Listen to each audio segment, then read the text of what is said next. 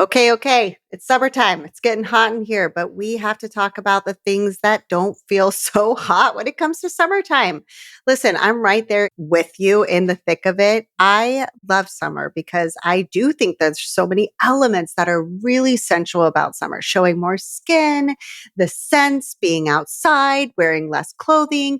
There's all these things that can really kind of add to our pleasure and our turn on. The fun books that you're reading by poolside. Hello, Court of Thorns. Thank you very much. And there's also a lot of stuff that gets in the way that can squash your intimacy, your turn on, and definitely even squash the sex itself.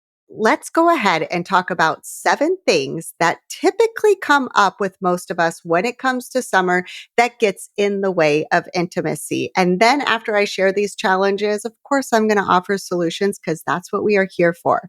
So let's go ahead. Number 1, talk about the elephant in the room, AKA the kids being in the house and in the rooms all the freaking time. Okay, now I know not all of you are parents.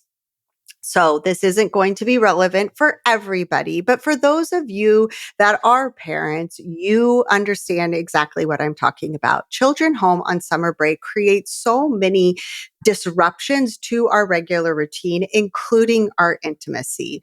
If you're like me, both my husband and I work from home. So having our kids at home and having us at home, there's a lot of being on top of each other all of the time. We're having to deal with the noise, trying to regulate what activities is everybody doing during the day. Are they trying to have friends over? And then it's like double the noise, double the chaos. Like what is going on? So, children home on summer break is obviously going to pose problems from just the loudness to constantly in your space to trying to organize play dates to making sure everybody's taken care of to breaking up arguments to them staying awake.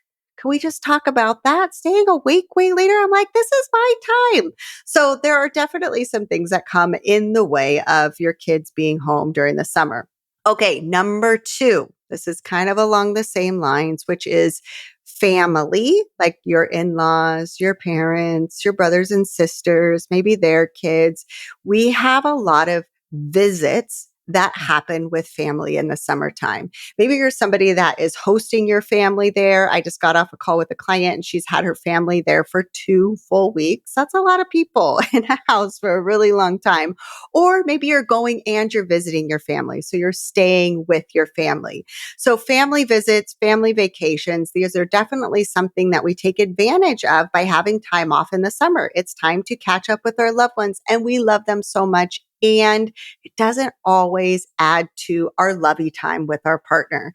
Typically, there can be a lot of people in one house, the same kind of things that I was talking about, the noise level, the lack of privacy, the zero routine, everybody up in everybody's business, the fear of being heard by your parents, like not fun, not really the most turned on thing. So really it becomes this space thing and it's tough to get in the mood, let alone actually getting it on. Okay. Obstacle number 3, heat and humidity. Now, I am fortunate enough to live in the Pacific Northwest, so we don't really deal with a lot of humidity, but it has been hot as balls here this summer. It is really hot compared to what we're used to doing. And for most of us in the Pacific Northwest, we do not have air conditioning. And if we do have air conditioning, it's not central air. It's like a window unit or it's fans. So heat and humidity can bring up a whole host of issues. Number 1, the thing that I think about with these high temperatures is just the sweat or like skin sticky factor in general. I am a highly sensitive person. So anything that is kind of a change in what I'm used to when it comes to textures, when it comes to sticky skin, when it comes to smells, because I'm highly sensitive, can really be distracting for my brain. It really can throw off my game completely when like my brain's like, what's that smell? Why is my skin sticking? All of these sorts of things. And so you might be able to relate to that. Or if you have a house that has air conditioning on, sometimes it can almost be too cold. So there's a lot of things that come up, whether it smells, the temperature itself, the sweatiness, the stickiness, or the fatigue that can happen with high temperatures.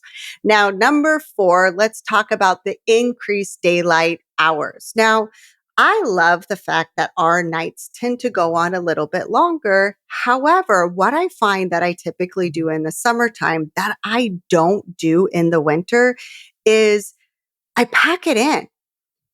I think this is very normal for humans is when we're having the season of a lot of light by, nature, by the way that our brain is wired, we're going out and we really are taking advantage of the day. We typically tend to stay awake later. We typically tend to cram more things in the evening. Whereas when it's in the darker months of the year, you might be winding down a lot sooner. You might start calming your nervous system, giving yourself a chance to rest, a chance to relax. And when you have these increased daylight hours, that rest and relaxation that gives your nervous system a chance to actually reset and get you out of those stress hormones isn't happening. And when we're not regulating our nervous system, we're not allowing these stress hormones to kind of regulate throughout the day because we're going for way longer than we typically do. You're going to have not just less energy for pleasure, but actually less availability because of the state your nervous system is in. It interrupts our sleep schedule. It gives us less downtime, and it really kind of messes with the nighttime routine. My husband's from Alaska, so we visit Alaska every single year. And it is nuts how much, obviously there it's very extreme, the increased daylight hours like make an impact. All of the sudden, like we'll be out socializing or out fishing and on the ocean or doing all these things. And I'm like, holy shit, how is it 10 p.m. at night? You don't even realize that you are still going. And then pretty soon, you like the sun doesn't really set or even start to get dark until after 10. And I just know that when I'm there and during that, it's so much harder for me just to regulate myself, give my nervous system the time off that it needs to really be able to land in my body and to be able to connect with my partner. Okay, so number 5, another challenge that I think most of us face during the summertime is diet changes. Things that we are consuming in our body. Now, I actually like a lot of the changes in my diet that happen in the summertime. I typically eat more fruit. I eat more fresh, like produce because it's in season, a lot more fish. Like there's a lot of things that can happen with these diet changes, but sometimes they're not all good. Sometimes you might be finding that you're going to more barbecues and you're eating a lot of food that you're not typically used to eating or drinking more alcohol than you're not used to typically drinking. These kind of diet changes, even though like, yes, could they have the types of food impact your blood sugar to your hormones and to your libido and all that stuff? Maybe, but I'm not talking about that so much as that when we get out of routine, when we are starting to, go camping. I mean, talk about a camping diet. This is not a sexy diet. This doesn't, and I'm not talking about like the type of nutrients, but like it doesn't feel good. Like cans of baked beans and hot dogs on the regular. My body doesn't like that. I don't think anybody's like body likes that when it's day in and day out. So there's a lot of things when you're traveling away from home. Maybe you're doing more outdoor adventures. Maybe you're going backpacking. Again, I'm in the Pacific Northwest. So when I think of vacation, I think of camping. You're doing more social events. You're eating food that you're not used to eating, that can create a lot of digestive issues. And I don't know about you, but I don't really think that bubble guts are that much of a turn on for me. Usually when I find that I'm eating something different and it makes me feel really heavy, the last thing I want to do is to get naked and to get it on. And it has nothing to do with our body image or when we're thinking about like typical diet. That's not what I'm talking about at all. I am talking about the actual felt sense of having a hot dog and beans and the hot dog bun and the beers and whatever else in your stomach. It doesn't feel good. And these kind of things don't feel good the older we get. And when we're consuming more of these kind of meals, and I'm going to keep consuming these meals, don't get me wrong, but I have noticed that they definitely get in the way with my intimacy. They definitely are going to have more of a turn off impact than a turn on impact.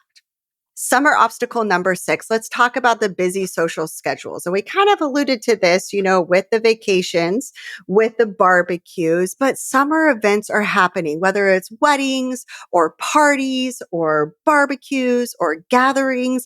We tend to become more social creatures when the weather's nice. We want to go out and see each other. It's like, oh my gosh, like finally, it's nice enough. How are you doing? Again, I know for us living in the Pacific Northwest, there's something that kind of happens at the end of May and June where it's like we come out of our cocoons and we're like, oh, hello, neighbor. Oh, how have you been the last 7 months? I haven't seen you at all. And you start to plan things. I know that there's a lot of events like weddings that people go to, or cocktail parties, or just other sorts of gatherings in general. And these busy social schedules, though as fun as they can be, for some people can be very, very draining.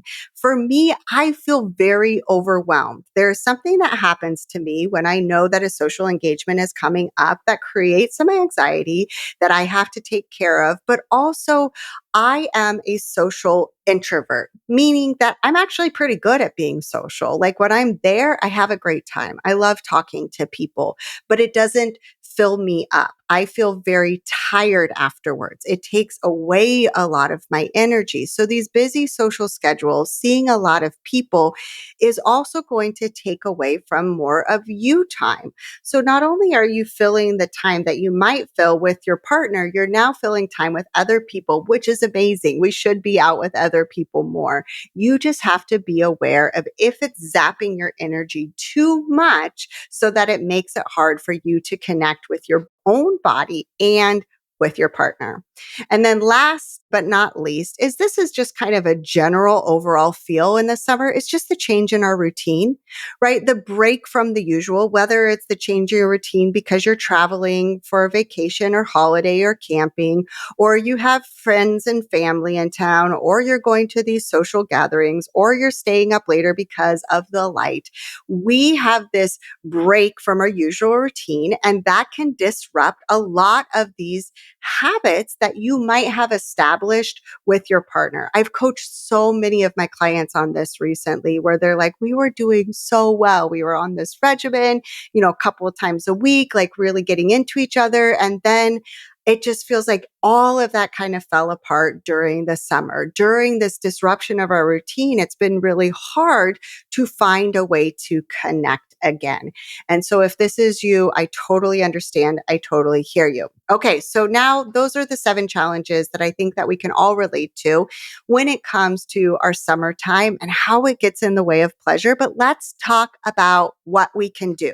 So I want to come back to the basics here, and that is the 3 pillars of pleasure. The 3 pillars of pleasure is something that I coach all of my clients on, and I've talked about here before on the podcast, but really what the 3 pillars of pleasure are they're creating a foundation so that your mind and your body are more ready for pleasure. And those 3 pillars are safety, belief in pleasure, and curiosity. Now let's break it down how that relates to your summer sexy time. Safety. Okay, now safety is not just like, oh, I'm not in danger. Safety is a felt sense in your nervous system. It is that your nervous system doesn't feel threatened or under attack. And a lot of us during the summertime with the chaos of different routines, with the constant noises, with the family going in and out, with the stress of trying to plan a vacation, know where everybody's at, trying to figure out all the details, your nervous system likely is really out of whack. You're dealing with extra things at work because other people are on vacation, or you're catching up from when you were on vacation. So safety is something we really need to do. Check in with your body. Notice that you're experiencing stress, and then learn how to start balancing your nervous system so that it's more available for pleasure. Now, belief in pleasure is something else that we really want to think about when it comes to overcoming these summer obstacles. What is even belief in pleasure? The way that I like to think about pleasure and a belief in it is number one, is it on the top of your mind or are you believing that it's not even possible? So let's take this family vacation, for instance, right? Like your family vacation, you might not even be thinking about like, is pleasure possible here? Or is that just a no-no and I'm not even going to consider it? Like we're on family vacation for a week in this house. Like it's absolutely not going to happen. Now, this is the reason that we know that isn't actually the case for most of us is because there has been instances where people have been in your space before and you still have managed to find time to find little stolen moments and kisses with your partner. So that intimacy and that connection is still there. I know for a fact when I was younger, I had no issues getting it on, even if I was on vacation with my husband's family or with my family. Like, not only did we find the time or find the space or be able to kind of sneak away, but we were like locking eyes, like across the table and feeling that, ooh, like don't get caught sort of sensation, that nervous magic that made it all the more fun. So what happened? Like, why don't we do that anymore? And more importantly, instead of even asking the question, why don't we do that anymore? What if we did that? So belief and pleasure is taking a look at where are you not believing it's possible? Where are you not thinking that things could actually feel good, that you could find that time for intimacy? Because our brains have fallen into autopilot. We get so used to having more of a disconnect because your plate has gotten a lot more fuller, likely, than when you first started dating. Your priorities have shifted. Your attention has been captured elsewhere. So much of our like hypervigilance comes from these mental habits that are creating, out of fear of when things are a priority, that we're kind of afraid if we take our eye off the ball, even for a minute, that things are going to fall apart. But the truth is they don't. What we do need to do is learn how to unplug from the constant planning, the constant ruminating, and the task oriented way that our brain thinks. And it's reminding our brain, like, hey, I've got this, but like, look at him over there. Doesn't he look so cute? Like maybe I could go over and just whisper something in his ear. Maybe I could plant a little seed about tonight might be our night. So this is where we want to start believing that pleasure is possible. And it brings in the third pillar of pleasure, which is curiosity. When you believe that pleasure is possible, when you believe it's necessary, when you know that you can capture your attention on it, then you get to start being curious about where, when, how, all these different ways that you can incorporate it. So even questions like, what would change if I just started flirting a little bit? What would change if I started feeling turned on in my body? What if? So you start asking yourself questions. What if things could feel good? What if I could connect with my partner tonight? When you just start asking questions like this with like genuine curiosity, but also a belief that pleasure is possible, it's going to make the whole situation, whatever that situation might be, so much more fun, so much more creative. And you're probably going to be able to find a time, a place, and the space to get it on. Now, another solution beyond these three pillars of pleasure, which once again were safety, creating that regulation in your nervous system despite all of the chaos going on in the summertime. Number two, belief in pleasure. And then curiosity is we also just want to have more of a plan. Planning to make sure you have some time together is going to help you strategize around things like what you're eating at the barbecue or your social calendar or your late nights. I am a sex coach.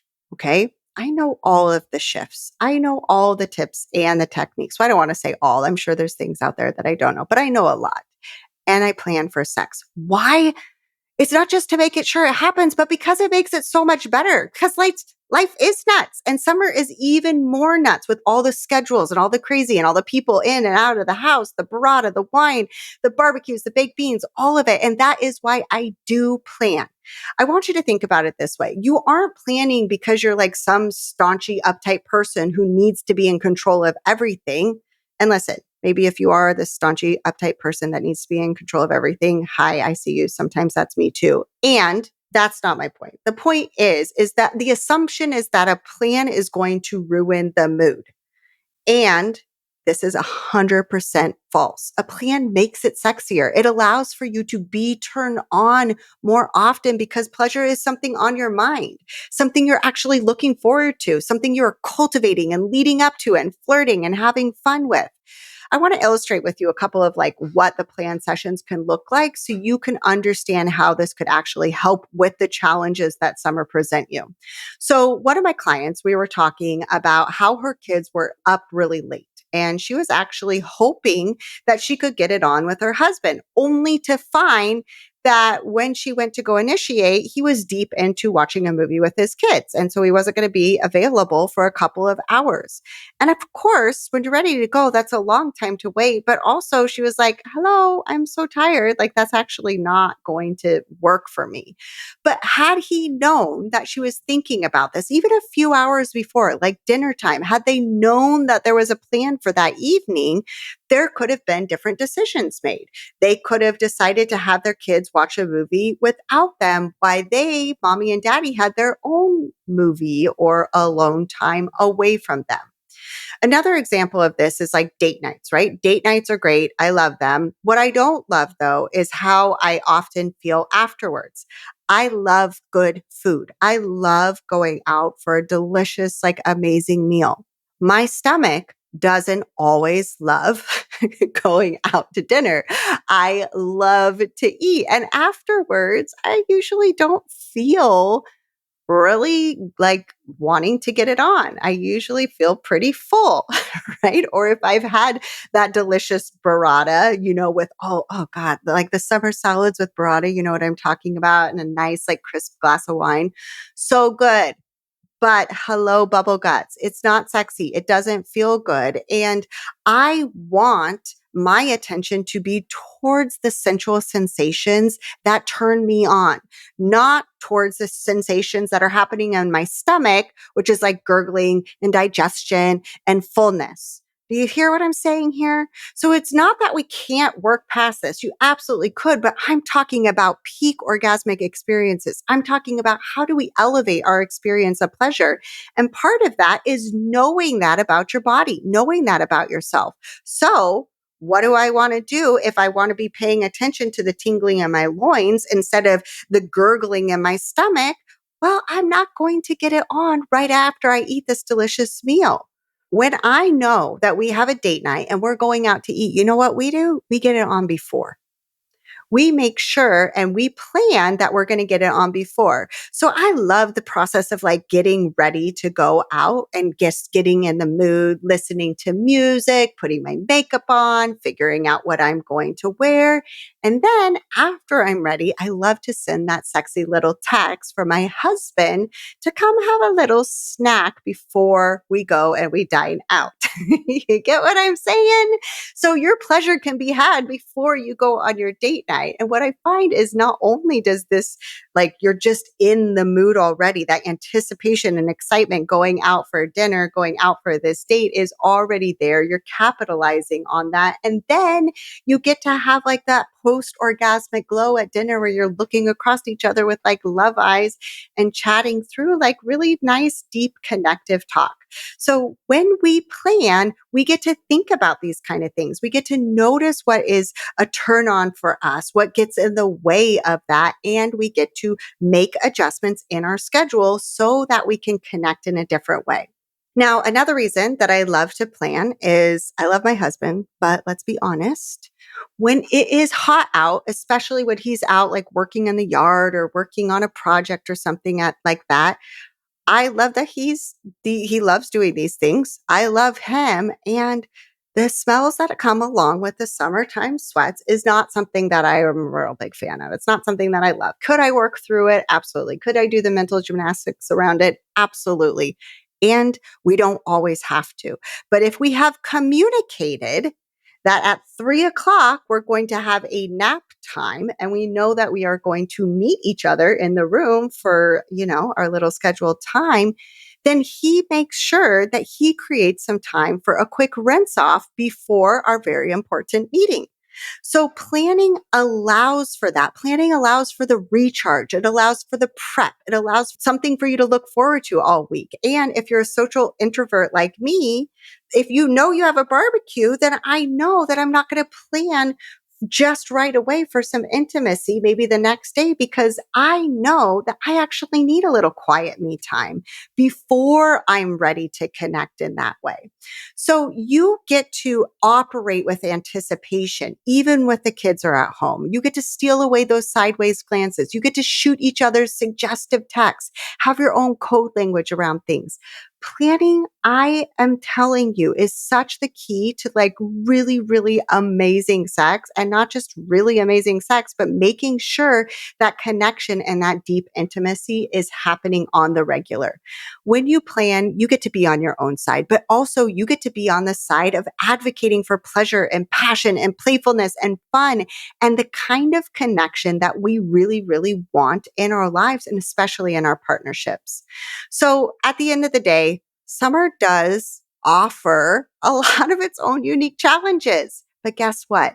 It actually turns the brain on more. Hear me out.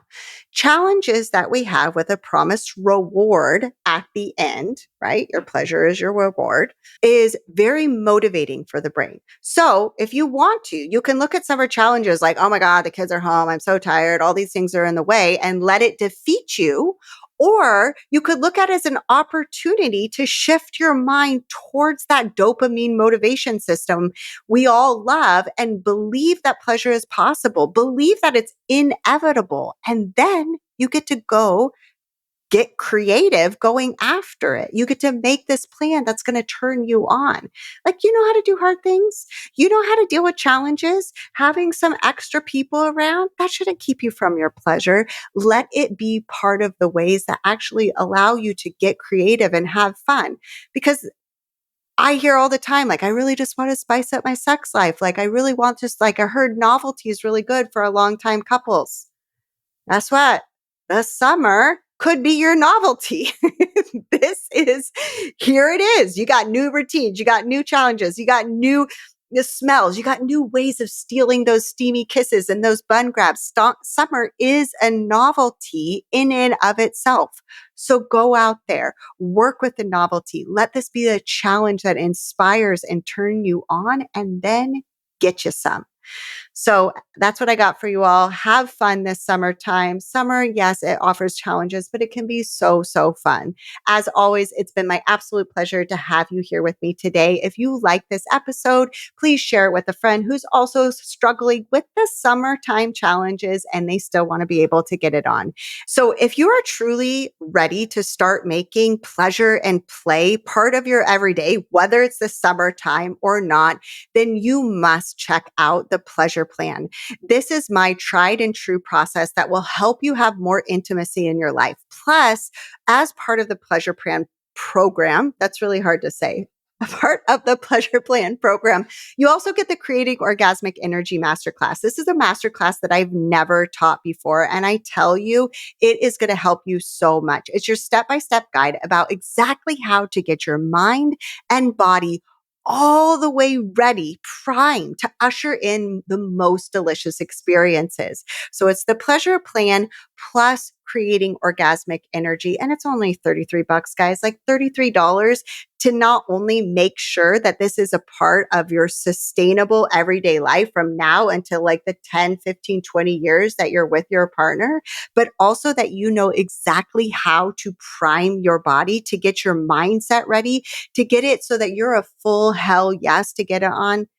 It's a no-brainer. So go ahead, check out the pleasure plan at danielsavory.com/pleasure plan. And of course, if you have any questions, you can email us at team@danielsavory.com. Have a wonderful summer, and I hope that you have a lot of orgasmic experiences in your future. Take care until next week. Bye.